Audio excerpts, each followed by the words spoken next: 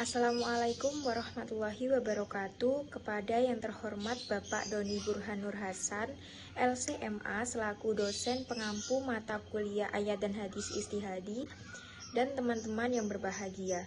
Puji syukur kehadirat Allah Subhanahu wa Ta'ala yang telah memberikan rahmat, taufik serta hidayahnya kepada kita semua, sehingga kita bisa berkumpul di forum Meet kali ini dalam keadaan sehat walafiat tanpa halangan suatu apapun. Kedua kalinya selawat serta salam senantiasa tercurahkan kepada junjungan kita Nabi Agung Muhammad SAW. Semoga di yaumil akhir kita mendapatkan syafaatnya. Amin. Sebelum itu, perkenalkan kami dari kelompok 9 akan mempresentasikan hasil diskusi kami dengan tema Hukum Pasar Menurut Sunnah yang beranggotakan 1. Rini Astuning, 2. Siti Masuka, yang ketiga Siti Fatimah Az-Zahra, yang keempat Hanifatul Zulfa Oktavia Al-Hasani, yang kelima Abdurrahim. Di sini saya akan menjelaskan poin yang pertama, yaitu pengertian pasar menurut Islam. Dalam pandangan Islam, pasar merupakan wahana atau tempat transaksi ekonomi yang ideal, tetapi memiliki berbagai kelemahan yang tidak cukup memadai pencapaian tujuan ekonomi yang islami. Pasar juga dapat diartikan sebagai tempat orang yang berjual beli, juga berarti kekuatan penawaran dan permintaan. Tempat penjual yang ingin menukar barang atau jasa dengan uang, dan pembeli yang ingin menukar uang dengan barang atau jasa. Islam sangat menghargai perniagaan yang halal dan baik. Hal ini sudah dijelaskan dalam Al-Quran yang terdapat dalam surat An-Nisa ayat 29. Ajaran Islam berusaha menciptakan suatu keadaan pasar yang berdasarkan nilai-nilai syariah, meskipun tetap dalam suasana bersaing. Pasar dalam ekonomi Islam menganut sistem pasar bebas terkendali, yang dimana pemerintah boleh turun tangan jika keadaan memerlukan demi kepentingan masyarakat dan menjaga pasar agar tetap berjalan dengan kondisi perekonomian yang sebenarnya. Hal ini sesuai dengan prinsip ekonomi Islam yang tidak memandang kepentingan individu di atas kepentingan bersama. Selanjutnya yaitu poin yang kedua, konsep pasar dalam Islam. Islam mengatur segenap perilaku manusia dalam memenuhi kebutuhan hidupnya. Di antaranya mencakup tentang kegiatan transaksi di pasar yang jujur dan adil, serta beberapa hal yang dalam bertransaksi di dalam pasar. Pandangan Islam tentang pasar juga berdasarkan setiap bentuk ketidakadilan dilarang, yakni semua praktek perdagangan yang tidak sesuai atau menyimpang dari ketentuan-ketentuan agama. Perdagangan yang islami tersebut harus berdasarkan norma-norma Islam, yang diantaranya adalah yang pertama, menegakkan perdagangan barang yang tidak haram, bersikap benar, amanah, dan jujur, menegakkan keadilan dan mengharamkan riba, menegakkan kasih sayang, nasihat, dan mengharamkan monopoli untuk melipat gandakan keuntungan pribadi, menegakkan toleransi dan persaudaraan, berprinsip bahwa perdagangan merupakan bekal untuk akhirat. Persaingan di pasar harus dilakukan dengan cara yang adil dan jujur. Perdagangan yang adil dan jujur adalah perdagangan yang tidak menzolimi dan tidak pula dizolimi. Selanjutnya yaitu akan menjelaskan tentang hadis riwayat Tirmizi nomor 1130. Bismillahirrahmanirrahim. Hadatsana Hannadu hadatsana Khabisatu Ayyufsiyah an Abi Hamzah an Hasani an Abi Syaid an Nabiyyi sallallahu alaihi wasallam qala tajiru sodaku aminu ma'an nabiyina wa siddiqina wa syuhada'i.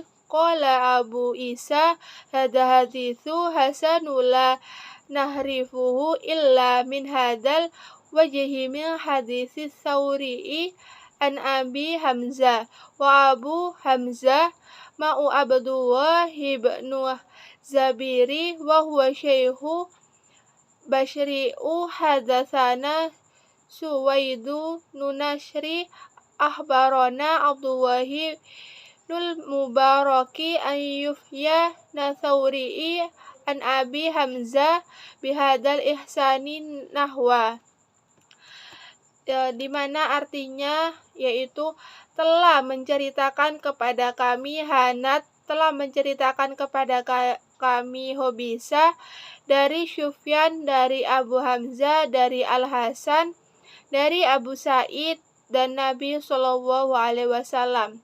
Beliau bersabda, seorang pedagang yang jujur dan dipercaya akan bersama dengan para nabi, siddiqun dan para syuhada.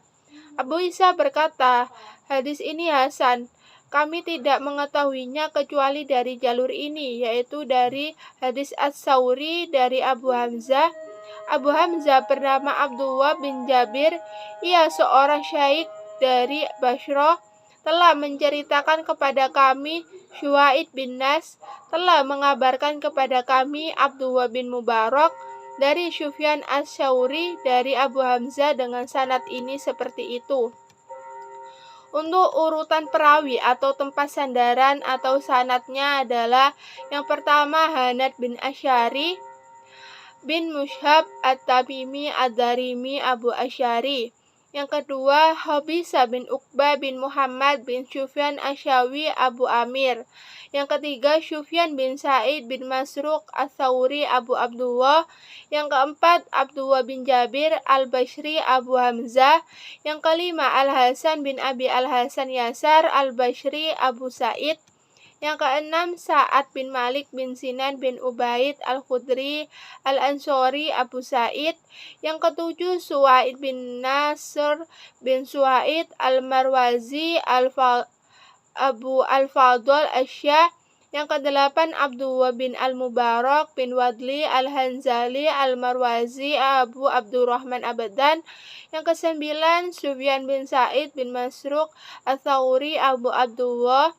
Yang ke-10 Abdullah bin Jabir Al-Basri Abu Hamzah. Untuk perawinya sendiri yaitu hadis riwayat Tirmizi. Selanjutnya yaitu biografi rawi dalam sanad. Hadis riwayat Tirmizi nomor 1130.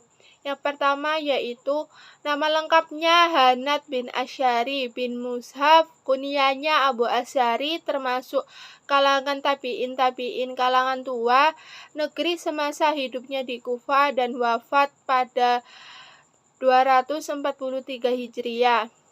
Untuk penilaian para ahli hadis, Abu Khatim Saduq, An-Nasai, Siqah, Ibnu Hibban disebutkan dalam As-Siqat, Ibnu Hajar Al-Asqalani Siqat, Az-Zahabi Hafiz.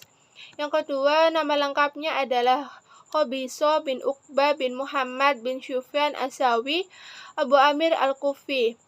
Ia adalah saudara sekandung dengan Syufyan bin Uqbah. Ia hidup pada masa Tabaqo ke-9, yaitu masa para pengikut tabi'in kecil. Hadisnya diriwayatkan oleh Bukhari, Muslim, Daud, Tirmizi, Nasai, dan Ibnu Majah. Murid-muridnya yaitu Bukhari, Ahmad bin Hanbal, Ahmad bin Sa'id, dan lain-lainnya. Yang ketiga yaitu Syufyan bin Sa'id bin Masruq Ats-Tsauri Abu Abdullah. Beliau lahir pada tahun 77 Hijriah di kota Kufah pada masa Khalifah Sulaiman bin Abdul Malik. Ayah beliau seorang ahli hadis ternama yaitu Sa'id bin Masruq Ats-Tsauri. Beliau adalah teman akrab Asy-Syafi'i dan Haitsama bin Abdirrahman. Keduanya termasuk para perawi Kufah yang dipercaya pada zaman itu. Beliau adalah Abu Abdullah Sufyan bin Sa'id bin Masruq Ats-Tsauri, seorang tabi'in mulia. Beliau termasuk tabi'in, pembesar tabi'in yang memiliki banyak kemuliaan. Beliau masyhur dengan ilmu fikih dan pemahaman, bahkan beliau adalah Amirul Mukminin fil Hadis atau pemimpin kaum muslimin dalam masalah hadis. Yang Selanjutnya Abdullah bin Jabir al-Bashri Abu Hamzah. Jabir bin Abdullah meriwayatkan satu sahabat 540 hadis. Ayahnya bernama Abdullah bin Amr bin Hamran al-Ansari as-Salami.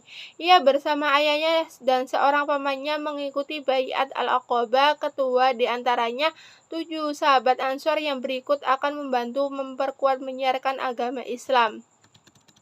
Selanjutnya Al-Hasan bin Abi Al-Hasan Yasar Al-Bashri Abu Sa'id. Al-Hasan adalah maula Al-Ansari. Ibunya bernama Khairah, budak Ummu Salamah yang dimerdekakan, dikatakan Ibnu Sa'ad dalam kitab Tabaqat. Hasan adalah seorang alim yang luas dan tinggi ilmunya. Hasan al-Basri dilahirkan di Madinah pada tahun 21 Hijriah atau 640 Masehi. Dia pernah menyusu dengan Ummu Salamah, istri Rasulullah. Hasan al-Basri berguru pada sahabat Nabi antara lain Utsman bin Affan, Abdullah bin Abbas, Ali bin Abi Thalib, Abu Musa al-Asy'ari, Anas bin Malik, Jabir bin Abdullah, dan Abdullah bin Umar. Selanjutnya yaitu Sa'ad bin Malik bin Sinan bin Ubaid al-Khudri al-Ansari Abu Sa'id. Nama dan nasab Abu Sa'id al-Khudri adalah Sa'ad bin Malik bin Sinan bin Ubaid bin Salaba al-Abjar.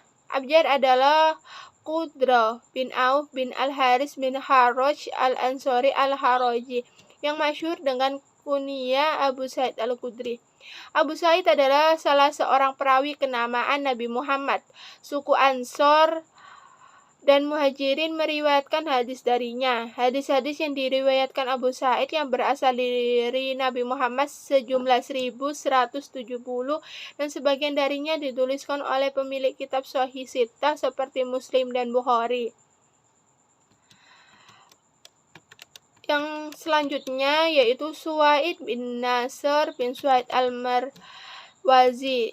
Nama lengkapnya Suwaid bin Nasr bin Suwaid, kalangan tabi'ul atba, kalangan tua.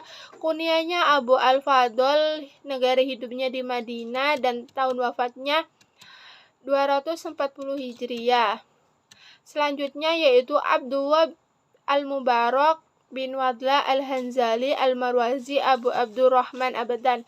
Nama lengkapnya adalah Abdullah bin al-Mubarak bin Wadi. Adapun kunyah beliau adalah Abdurrahman al-Hanzali. Beliau dilahirkan pada tahun 118 Hijriah dari ibunya yang berasal dari Khwarizmi. Abdullah bin al-Mubarak atau Ibnul Mubarak yang diberi gelar Abu Abdirrahman lahir di Marwah pada tahun 1018 Hijriah dan wafat di bulan Ramadan saat kembali dari medan perang pada 1981 Hijriah dalam umur 60 tahun. Dia adalah seorang ahli fikih, ahli hadis, punya sikap wara atau hati-hati dan terpercaya. Selanjutnya yaitu Abdullah ibnul Mubarak berguru kepada banyak ulama besar dan terkenal di masanya antara lain dalam bidang ilmu hadis. Berguru kepada Sulaiman At-Taimi, Asim Ahwal, Hisam bin Urwa, Ismail bin Abi Khalid, dan lainnya. Sedangkan ulama-ulama besar yang pernah menjadi muridnya antara lain Ibnul Khattan, Ibnu Ma'in, Ibnu Abi Syaibah, Ahmad bin Mani, Muslim bin Mubarak, dan lain-lain. Selanjutnya yaitu penjelasan mengenai hadis riwayat Tirmizi nomor 1130, yaitu bahwa ketika Nabi Muhammad berdagang bersikap jujur dan tidak pernah mengurangi timbangan dalam berdagang. Dipercaya juga bagi siapa yang berdagang sesuai syariat Islam dan ajaran Nabi, maka ketika meninggal ditempatkan di sisi para nabi, sahabat, dan para syuhada. Hadis tersebut mengkategorikan bahwa pedagang yang jujur dan amanah nanti makamnya di surga sekelas dengan para nabi, orang benar, orang soleh, bahkan sekelas dengan orang yang mati syahid. Betapa mulianya profesi dagang yang disertai jujur dan amanah. Barang siapa yang selalu mengutamakan sifat jujur dan amanah dalam bertransaksi, maka dia termasuk golongan orang-orang yang taat dari kalangan orang-orang syidik dan orang-orang yang mati syahid. Tapi barang siapa yang selalu memiliki sifat dusta dan khianat, maka dia termasuk golongan orang-orang yang durhaka kepada Allah, dari kalangan orang-orang yang fasik. Jadi ada beberapa faedah penting yang dapat dipetik dalam hadis ini, yaitu yang pertama, maksud sifat jujur dan amanah dalam berdagang adalah dengan tidak menyembunyikan cacat atau kekurangan pada barang dagangan yang dijual. Yang kedua, perdagangan yang dilakukan dengan jujur akan menuai berkah dunia dan akhirat. Yang ketiga, yaitu derajat dan kedudukan pedagang yang jujur di hari kiamat akan bersama orang-orang yang mulia sekelas nabi, sholihin, dan syuhada. Yang terakhir, yaitu kejujuran adalah sifat para nabi. Oleh karena itu, seorang pedagang yang jujur adalah orang yang menerjemahkan sifat kenabian dalam ikhtiarnya mengais rezeki. Bahwa berdagang adalah salah satu profesi yang sangat mulia dan utama selagi dijalankan dengan jujur dan sesuai dengan aturan serta tidak melanggar batas-batas syariat yang telah ditetapkan oleh Allah dan Rasul-Nya di dalam Al-Quran dan As-Sunnah Asy-Syahihah. Hadis tersebut menerangkan bahwa seorang pedagang yang jujur dan terpercaya kelak pada hari kiamat akan kedudukan bersama para nabi, para syidikin, dan para syuhada. Sudah menjadi semestinya apabila para pedagang mengetahui hadis tersebut, tentunya akan melakukan kegiatan transaksi dengan jujur dan terpercaya. Dengan begitu, para pedagang akan mendapatkan posisi mulia di hadapan Allah kelak di akhirat nanti. Hadis tersebut juga mengingatkan bahwa konteks kejujuran tidak hanya diterapkan pada pergaulan sehari-hari, akan tetapi juga lebih dispesifikkan di dalam kegiatan berdagang. Selanjutnya yaitu kualitas hadis riwayat Tirmizi nomor 1130. Kualitas hadis ini sudah dijelaskan di dalam arti hadis tersebut, bahwasanya hadis riwayat Tirmizi nomor 1130 yang mengatakan bahwa Abu Isa berkata, hadis ini hasan, kami tidak mengetahuinya kecuali dari jalur ini, yaitu dari hadis As-Sauri dari Abu Hamzah bernama Abdullah bin Jabir, ia seorang syaikh dari Basra. Menurut Imam Tirmizi sendiri, hadis hasan adalah hadis yang tidak berisi informasi yang bohong, tidak bertentangan dengan hadis lain dari Al-Quran, dan informasinya tidak kabur, serta memiliki lebih dari satu sanad. Hadis hasan juga merupakan hadis yang diriwayatkan oleh rawi terkenal dan disetujui keakuratannya oleh sebagian besar pakar hadis yang tingkatannya berada di bawah hadis sahih dan berada di atas hadis dhaif. Untuk syarat-syarat hadis hasan sendiri hampir sama dengan syarat hadis sahih. Yang pertama, periwayatan atau sanadnya bersambung. Yang kedua, diriwayatkan oleh rawi yang adil.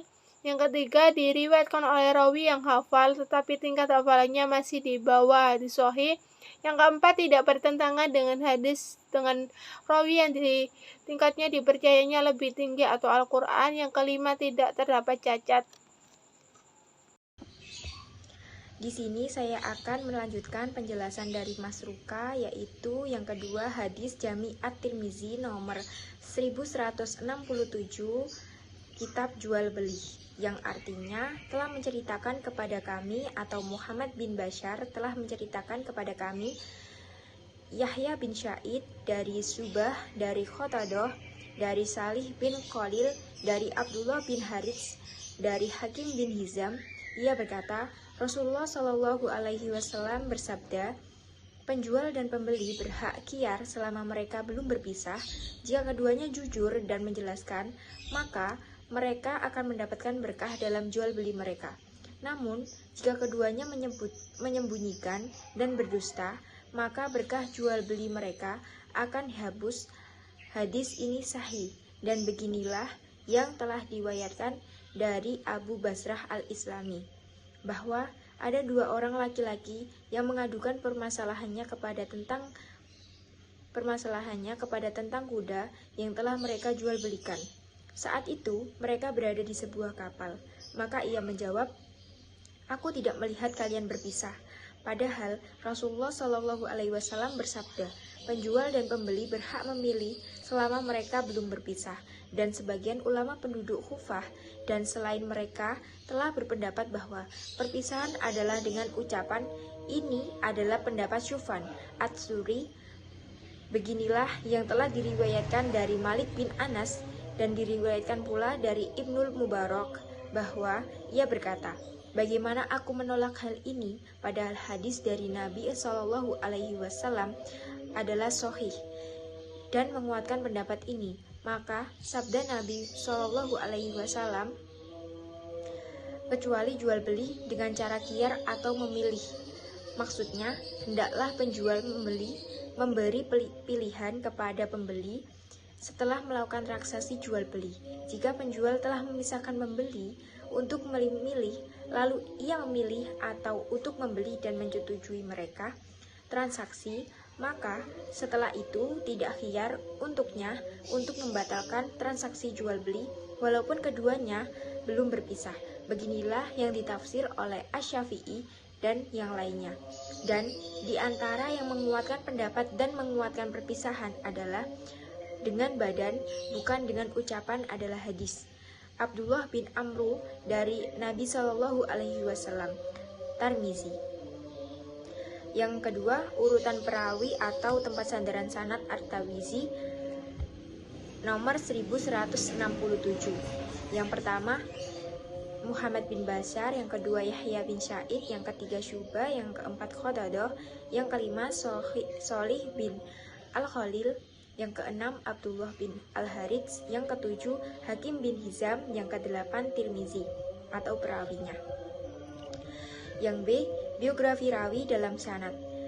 Biografi Muhammad bin Bashar, nama lengkapnya adalah Muhammad bin Bashar bin Utsman bin Dawud bin Khisan al-Abdi al-Badarun, lahir pada tahun 1067 Hijriah, wafat pada 252 Hijriah pada usia 85 tahun di Basra, Irak. Beliau dimasukkan pada tingkatan khotabat khobahot atau martabat perawi hadis nomor 10 termasuk golongan tabi'ut tabi'in khibar. Yang kedua, biografi Yahya bin Sa'id. Yahya bin Sa'id Faruqah al-Qatadah al-Tamimi al-Ahwal dengan kunyah Abu Sa'id al-Bashir rahimakumullah.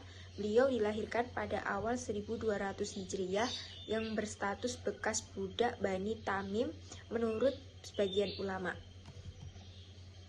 Ibnu Abi Urubah Syu'bah bil Hajjaj Syufyan al-Syuhri Bazat bin Hakim Abdurrahman bin Harmalah, yang masih banyak lagi yang lainnya.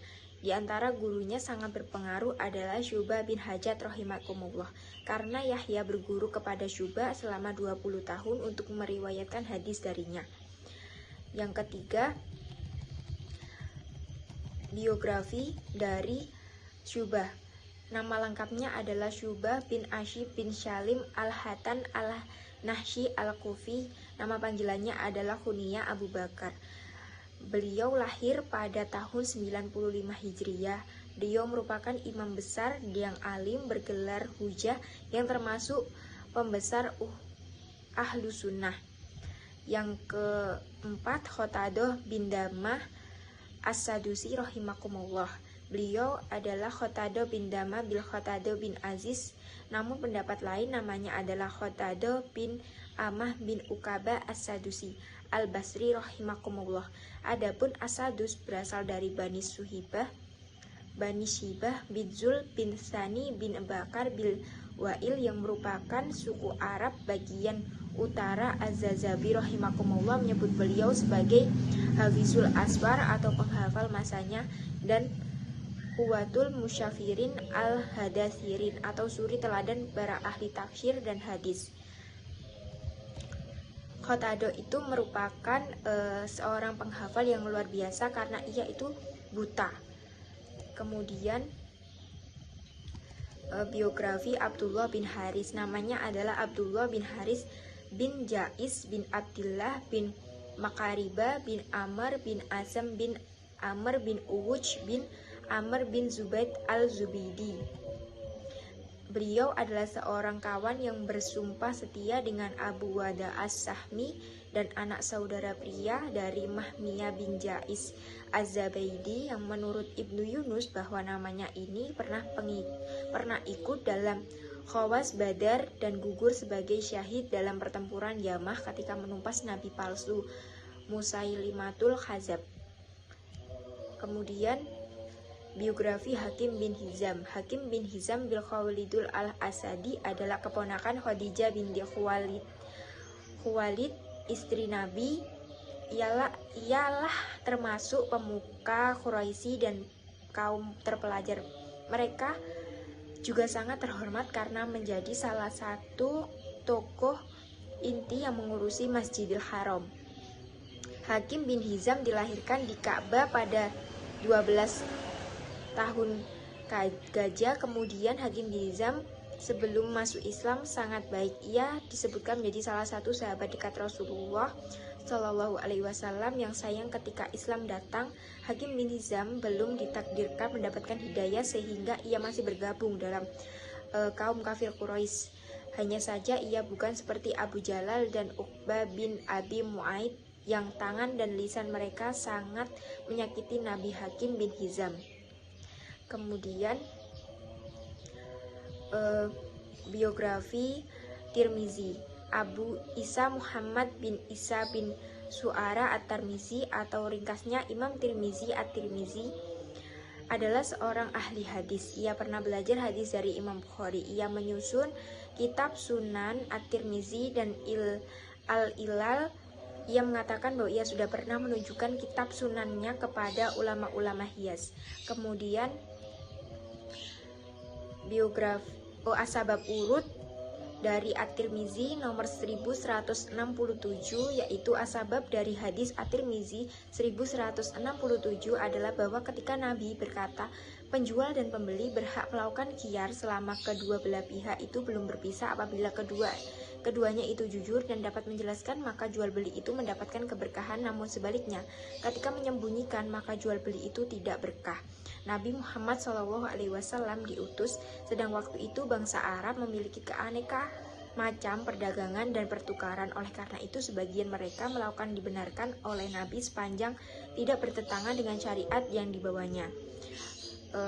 Larangan ini berkisar dalam beberapa sebab, diantaranya satu, karena ada usaha untuk membantu perbuatan maksiat, yang kedua karena ada unsur-unsur penipuan, yang ketiga karena ada unsur-unsur pemaksaan. Hadis tersebut merupakan hadis yang sahih karena waktu itu Abu Basrah melihat dua orang yang mengadu kepada beliau terkait jual beli kuda di dalam sebuah kapal. Kemudian Abu Basrah menjelaskan kepada mereka bahwa Nabi pernah berkata penjual dan pembeli tidak berhak memilih sebelum mereka itu berpisah, atau yang bisa disebut khiyar. Tetapi tak hanya itu, Nabi Muhammad juga pernah berucap bahwa perpisahan ketika jual beli adalah dengan badan bukan dengan ucapan. Yang terakhir, kualitas hadis At-Tirmizi 1167, yaitu kualitas hadis ini sudah dijelaskan di dalam hadis bahwasanya hadis tersebut riwayat Tirmizi nomor 1167. Rasulullah SAW bersabda, penjual dan pembeli tidak berhak khiyar selama mereka belum berpisah. Jika keduanya jujur, maka mereka akan mendapatkan berkah dalam jual beli. Namun sebaliknya, jika keduanya menyembunyikan, maka tidak berkah dalam menjual belikan sesuatu tersebut. Hadis ini sahih, dan beginilah yang telah diriwayatkan Abu Basrah al-Islami bahwa dua orang laki-laki yang mengadukan permasalahannya kepadanya tentang kuda yang telah menjual belikan saat itu mereka berada dalam sebuah kapal. Menurut Imam Tirmizi sendiri, hadis Hasan adalah hadis yang tidak berisi informasi yang bohong, tidak bertentangan dengan hadis lain, Al-Quran dan informasi yang tidak kabur, serta memiliki lebih dari satu sanad. Hadis Hasan juga merupakan hadis yang diriwayatkan oleh rawi terkenal dengan setuju keakuratannya oleh sebagian besar pakar hadis, yang tingkatannya berada di bawah hadis sahih, berada di atas hadis doif, yaitu dengan syarat-syarat sebagai berikut: satu, periwayatannya atau sanad bersambung; yang kedua, diriwayatkan oleh rawi yang adil; yang ketiga, diriwayatkan oleh rawi yang hafal atau dobit, ya, tetapi tingkat kehafalannya masih di bawah hadis sahih; yang keempat, tidak bertentangan dengan hadis rawi yang tingkat kepercayaannya lebih tinggi dari Quran; yang kelima, tidak terdapat cacat. Sekian penjelasan dari hadis At-Tirmizi ayat 1167. Assalamualaikum warahmatullahi wabarakatuh. Saya Hanifatul Zulfa. Di sini saya akan menjelaskan tentang hadis Bukhari nomor 1981 yang berbunyi, hadatsana Muhammadun Nusinatnin hadatsana Fulaihu hadatsana Hilailu an Ata'ini saya yasarin qala lakitu andallahib na amri nil asi warsiyallahu anhu qultu ninian sifatihi rasulillahi sallallahu alaihi wasallam fi taurati qala ahal wallahi innahu lam musufu fit taurati biba'di sifatihi fil qur'ani ya ayyuhan nabiyyu inna arsalnaka syahidan wa mubassaran wa nadiran wa hirzan lil ummati na'an ta'an bi wa rasuli samaituka tawakkala laisa bifatin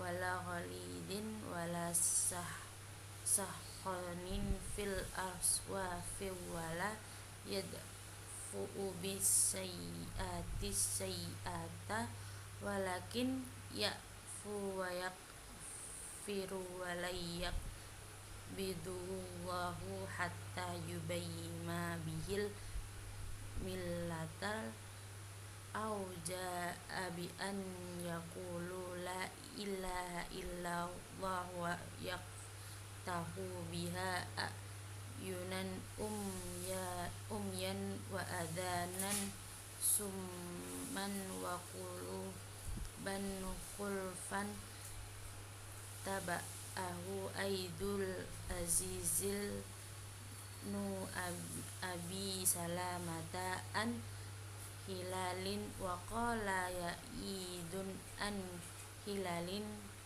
an adha'in an ni salamin qulfun kullu syai'in fil ghilafin sayfun akhlafu wa qausun khalfa'u wa rajulun ay lafu idza lam yakun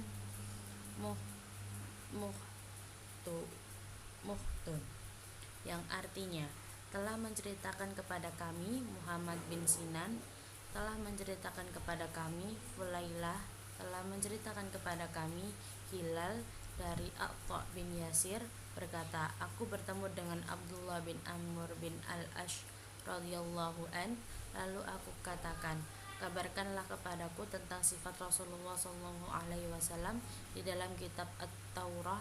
Dia berkata, baik, demi Allah sesungguhnya beliau telah disebut dalam kitab At-Taurah sebagai dalam sifat-sifat beliau seperti yang disebutkan dalam Al-Quran. Wahai Nabi, sesungguhnya kami mengutus engkau sebagai saksi pemberi kegembiraan dan pemberi peringatan, menjaga para ummiyin, kaum yang tidak bisa baca dan tulis. Engkau adalah hambaku dan rasulku.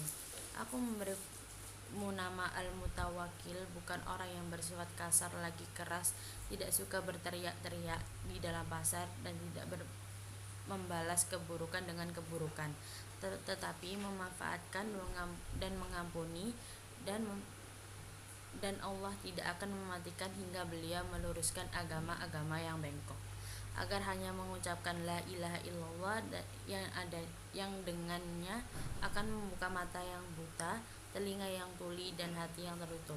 Hadis ini dikemukakan oleh Abdul Aziz bin Abu Salamah dari Hilal, dan berkata Sa'id dari Hilal, dari A'tha dari Ibnu Salam.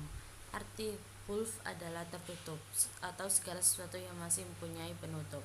Saif al-ghaf artinya pedang yang tersimpan dalam sarung. Huluf artinya anak panah yang tertutup tersimpan dalam sarungnya.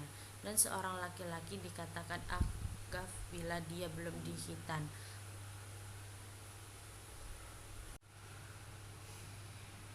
Untuk prawira atau tempat sandaran sana. Muhammad bin Sinan. Muhammad bin Sinan adalah perawi yang dipersisihkan kedudukannya dalam ilmu rijai Syiah. Sebagai ulama Syiah mendahaifaknya dan sebagian lagi mentausiknya. Pendapat yang rajih adalah ia seorang yang daif. Sinan berasal dari suku Bani Ghanam, keturunan Bani Asad bin Huzaimah. Yang Sinan yang wafat pada tahun 32 Hijriah ini juga mengikuti pertempuran Uhud, pertemuan Khanat, dan perjanjian Hudaibiyah. Nomor 2 adalah Fulai. Nama asli Fulai yaitu Fulai bin Sulaiman bin Abi al-Maghirah, kalangan tabi'in, kalangan tua. Negeri semasa hidup adalah Madinah, wafat 168 Hijriah. Yang ketiga adalah Hilal bin Ali bin Utsman al-Mihri ibnu al-Abi Maimunah, yang termasuk kalangan tabi'in, kalangan tua yang hidup di Madinah. Yang keempat adalah Atha bin Yasir, namanya adalah Atha bin Yasir, kalangan tabi'in pertengahan, negeri hidupnya di Madinah, tahun wafatnya 1003 Hijriah. Yang kelima adalah Abdullah bin Amru bin al-Ash bin Wa'il Ash-Syamsi al-Quraisy Abu Muhammad, yang merupakan sahabat, wafat tahun 63 Hijriah, yang hidup di Mar'u dan wafat di Taif. Yang keenam adalah Abdul Aziz bin Abdul bin Abi Salamah At-Taimi Al-Madani Abu Abdullah Al-Majashiyun, merupakan kalangan tua tabi'in yang wafat tahun 1604 Hijriah di Baghdad dan hidup di Baghdad. Sa'id nomor 7, Sa'id bin Abi Hilal Al-Laistasi Abu al-Ala, yang merupakan kalangan tabi'in yang tidak jumpa sahabat, wafat tahun 135 Hijriah dan hidup di Maru. Nomor 8 adalah Abdul bin Salim bin Al-Haris Al-Israili Al-Ash'ari bin Yusuf, merupakan kalangan sahabat, wafat tahun 43 Hijriah di Madinah. Yang ke Asbab al-Mu'uruh hadis Bukhari nomor 1981. Asbab dari hadis Bukhari nomor 1981 adalah mengenai larangan berbuat keributan di pasar. Sifat dari Rasulullah sudah dijelaskan di dalam kitab At-Taurah, yang menjelaskan bahwa Nabi diutus untuk sebagai saksi, memberi kabar gembira, dan memberi peringatan. Rasulullah memberi nama Al-Mutawakil karena hambanya bukan orang-orang yang mempunyai sifat kasar dan keras, tidak menyukai orang yang suka berteriak di pasar, dan tidak membahas keburukan, tetapi Rasulullah menginginkan kita untuk saling memanfaatkan dan mengampuni. Kualitas hadis di bawahnya sudah dijelaskan dalam artian hadis, termasuk ke dalam hadis Sahih Bukhari yang dikuatkan oleh Abdul Aziz bin Abdul Salamah dari Hilal. Assalamualaikum warahmatullahi wabarakatuh. Di sini saya akan menjelaskan hadis Ibnu Majah nomor 2146. Bismillahirrahmanirrahim. Hadatsana Yaqub bin Humaidi Nikasib hadatsana Yahya bin Sulaiman Taif an Abdillah bin Utsman bin Husaim an Ismailah ni Ubaidi bin Rifa'ah an Abi an jaddihi Rifa'ata qala kharajna ma'a Rasulullah sallallahu alaihi wasallam fa idzan nasu yatabayuna bukratan fanadhahum ya mahsarus tujjar falamma rafa'u absaruhum wa maddu wa anaqahum qala inna tujjara yub'asuna yaumal qiyamati fujjaran illa manittaqallaha wa barah wa sadaqa. Artinya yaitu diriwayatkan kepada kami Yaqub bin Humaid bin Kasib, diriwayatkan kepada kami Yahya bin Sulaim al-Taif atas otoritas Abdullah bin Huban, diriwayatkan dari Ismail bin Ubaid bin Rifa'ah dari ayahnya bahwa Rifa'ah kakeknya berkata, kami pergi dengan Rasulullah dan orang-orang pedagang di pagi hari. Dia memanggil mereka, hai pedagang, dan ketika mereka mengadah dan menjulurkan leher, dia berkata, para pedagang akan dibangkitkan pada hari kebangkitan sebagai orang-orang yang tidak bermoral, selain dari mereka yang takut kepada Allah dan bertindak soleh dan berbicara kebenaran, yaitu orang-orang yang jujur. Untuk perawi atau tempat sandaran sanad Ibnu Majah nomor 2146, yang pertama adalah Yaqub bin Humaid bin Kasib, yang kedua Yahya bin Salim al-Taif, yang ketiga Abdullah bin Huban, yang keempat Ismail bin Ubaid bin Rifa'ah, yang kelima Rifa'ah, dan yang keenam Ibnu Majah atau perawinya. Biografi rawi dalam sanad, yang pertama itu Yaqub bin Humaid bin Kasib. Nama Yaqub bin Humaid bin Kasib, kalangan tabi'ul adba, kalangan tua, negeri semasa hidup adalah Madinah, wafat pada 240 Hijriah. Riwayat hadis 63 hadis dalam Sunan Ibnu Majah, 1 hadis dalam Sunan Darimi. Pendapat ulama yang pertama, Yahya bin Ma'in berpendapat Yaqub bin Humaid bin Kasib siqah. Yang kedua, Abdul Sur'ah berpendapat Yaqub bin Humaid bin Kasib adalah saduq. Abu Hatim berpendapat Yaqub bin Humaid bin Kasib dhaiful hadis. Ibnu Hibban berpendapat Yaqub bin Humaid bin Kasib disebutkan dalam as-siqaat. Maslama bin Qasim berpendapat Yaqub bin Humaid bin Kasib siqah. Ibnu Hajar Al-Asqalani berpendapat Yaqub bin Humaid bin Kasib suduk, terdapat kesalahan. Yang terakhir, Az-Zahabi berpendapat Yaqub bin Humaid bin Kasib hafiz. Yang perawi selanjutnya adalah Rifa'ah. Nama lengkap beliau adalah Abu Muti bin Auf Ansari. Kunyahnya ialah Abu Rifa'ah. Beliau mempunyai seorang guru bernama Sa'id Khudri dan seorang murid bernama Muhammad bin Abdurrahman bin Sauban. Asbab al-Wurud, hadis riwayat Ibnu Majah nomor 2146. Asbab dari hadis ini adalah dari Rifa'ah, ia berkata bahwa ia pernah keluar dengan Nabi SAW ke tanah lapang dan melihat manusia sedang melakukan transaksi jual beli. Beliau lalu menyeru, wahai para pedagang, orang-orang pun memperhatikan seruan dan sambil mengadahkan leher dan pandangan mereka kepada beliau. Bertakwa kepada Allah artinya tidak bertransaksi haram dan tidak menjual barang-barang yang haram.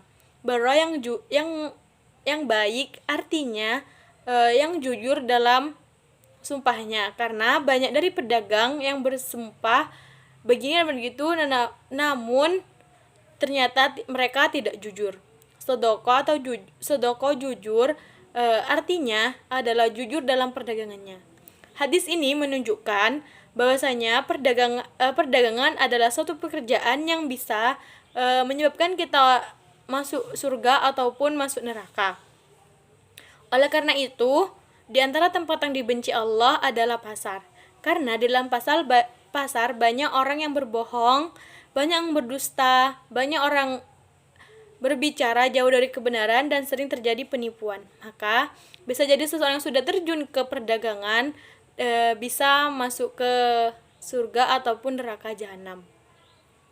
Dari Ismail bin Ubaid bin Rifa'ah dan dari bapaknya, dari kakeknya, sesungguhnya ia keluar bersama Nabi menuju musola, lalu beliau melihat orang-orang yang sedang berjual beli. Maka beliau pun bersabda, "Wahai para pedagang," maka mereka mendatangi Rasulullah dan menuju musola, lalu beliau melihat orang-orang sedang melakukan transaksi jual beli. Maka beliau pun bersabda, "Wahai para pedagang." Mereka mendatangi Rasulullah dan mengadahkan leher serta pandangan mereka, lalu bersabda, "Sesungguhnya para pedagang akan dibangkitkan di hari kiamat dalam keadaan durhaka, kecuali orang-orang yang bertakwa kepada Allah, berbuat baik dan bersedekah." Hadis riwayat Tirmizi nomor 1210, Ibnu Majah nomor 2116, disahihkan oleh Al-Albani dalam Sahih Targhib nomor 1785. Dalil di atas merupakan inti dari hadis berbisnis. Dikatakan bahwa barang siapa yang bersikap tidak jujur, maka akan merasakan hari kiamat, padahal bisnis yang jujur akan mendapatkan pahala. Kualitas hadis riwayat Ibnu Majah nomor 2146. Kualitas hadis ini termasuk ke dalam hadis Sahih li ghairi, karena Syekh Al-Albani berkata demikian.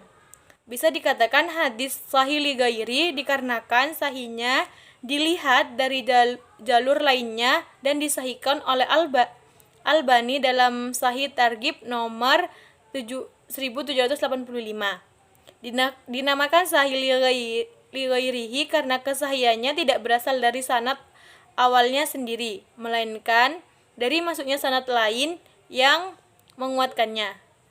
Sebuah hadis yang datang dari dua jalan, salah satunya menguatkan yang lain, maka derajat hadis yang satu akan naik dengan kehadiran hadis yang lain kepada derajat sahih li ghairihi.